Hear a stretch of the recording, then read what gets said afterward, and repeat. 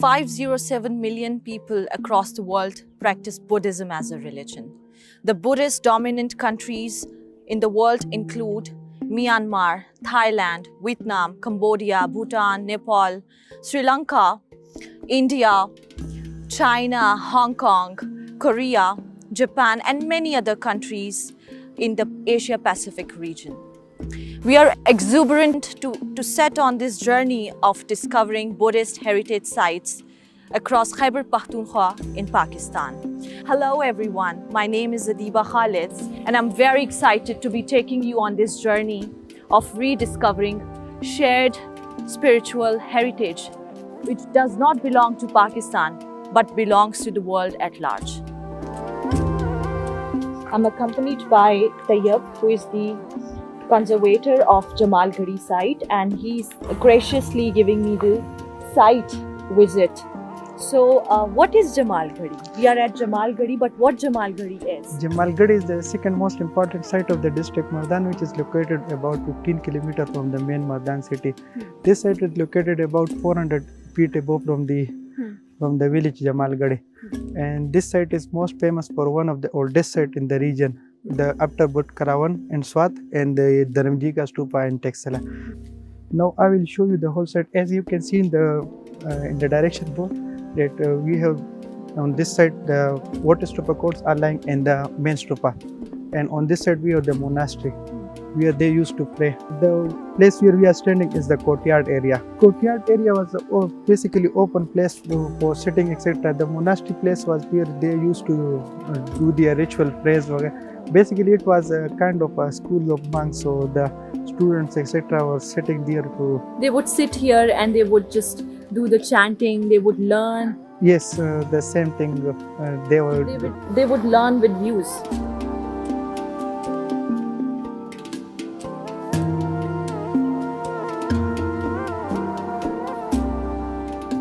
Why are Buddhist establishments built on such heights? What is the reason for that? Yes, the archaeologists usually say that these are built on such sites. Like one of their saying is that they should not be so far from the village that they cannot go for the eating purpose. The second one is that they should not be near to the residential area where the people cheering or the animals, etc. can disturb their prayers. And the third point is that it is for the security purpose also. Mostly of their sites are light or where there is natural water available, and there are also natural security. So these are some things that archaeologists used to say. What are these small blocks, compartments? Yes, sir. As you can see, these are the small water stupa courts, and these are chapels. Okay. There used to be the sculptures, the Buddha, etc. Buddha were present in this. These are usually made by the votaries who used to make it after some completion of fish. That is the one saying about the why water stupas are made. And these are called as chapels. In chapels there were sculptures. Most of the sculptures of Jamal Garhi were basically, this site was discovered in 1848, but usually time to time excavation was done. So in 1920 it was declared as an archaeological site. So what antiquities have been unearthed from this site? The famous fasting Buddha, which is some say it is only one fasting Buddha, it was discovered from this site in 1907. 1907? Yes. But where is now it is placed in Lahore Museum. Oh, okay. And some of most of the antiquities of it are present in British Museum, London.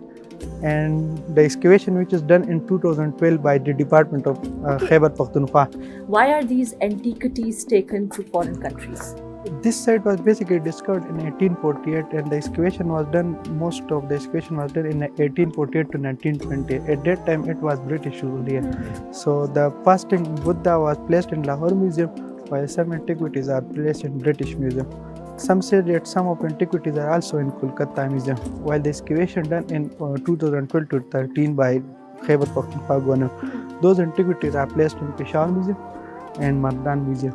Mardan Museum is located in Mardan city, which was established in 2010 for the people of Mardan. Where are we present currently? We are currently standing in water stupa court. These water stupa court are basically said that the water is the monks, etc., which used to be studying here, etc., living here. they used to build it after completion of some wish. So these are basically, as you can see, these are the water stupa, and these are called as chapels. The chapels were used. There were the sculptures present in these chapel, like some in different styles. So these sculptures were placed here in these chapels. Now let me show you the prayer room where they used to pray. So there are 4 in numbers.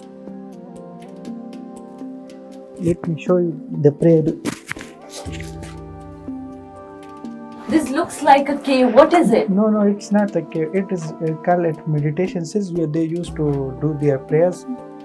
These are 5 in numbers in this place where they can pray in the disconnect from the world, etc. And they used to pray for some days, and where they not interacting with other people and all the time praying in the solitude. So these are basically the meditation cells. As you can see, these are originally in contact, also conserved, and architecture, etc. Everything is present in the original form. So how many monks can get accommodated in one cell? As it did not clear that it was how many monks, but archaeologists saying that there are 1 monk per time, so that he can spiritually gain his spirituality, and he can also do his prayer without any interruption. So basically that's why it is called as a meditation cells, where they can mediate and disconnect from the other people. Now we are heading toward the main stupa, which is one of the oldest stupa in this region. Jamal Garhi is basically famous because it is the oldest site from the Taghbai complex. This stupa looks really huge. What is its size probably? It is circular stupa. It's 22 feet diameter stupa. It is one of the oldest stupa in this region, after Butkarawan stupa in Swat and the Dharamjika stupa in Texala. So this one is famous for the circular structure, and this shows us one of the oldest in the Gandhara religion, because in the oldest religion, sectors in Gandhara religion, they used to build the circular stupa. And as we can see, these chapels were used for the most of the sculptures of the Buddha. How do monks offer their prayers? What is their monastic rituals? The monks used to pray in the main stupa court, like they used to do the circulation from it. The circulation was usually in clockwise, where they used to pray like as in the religion. These chapels were used for the sculptures, to which they can also pray. So basically the main stupa was famous for being, they say that there was raining casket in it. So that's why they use this place for prayer. Now whenever the foreigners come, they also use this for the prayer. So the same prayer, the clockwise rotation from this main stupa. So how many visitors do you receive annually at this site? The local visitors are too much on these sites, especially the students, the university students, the school students, etc. come in. The local visitors also come from around, and basically the foreigners comes the foreigners also come into this site, but they are less in number because of the approach road to this site. What message would you like to give to the heritage tourists across Pakistan and globally about Jamal Garhi? The Buddhists are always welcome to this site. Why should they not come to this site? As this is the well-preserved site. This is one of the oldest sites in this region. And we have also the circular stupa, which is well-preserved in this site. Also, we have the meditation cells, the monastery, the courtyard, etc.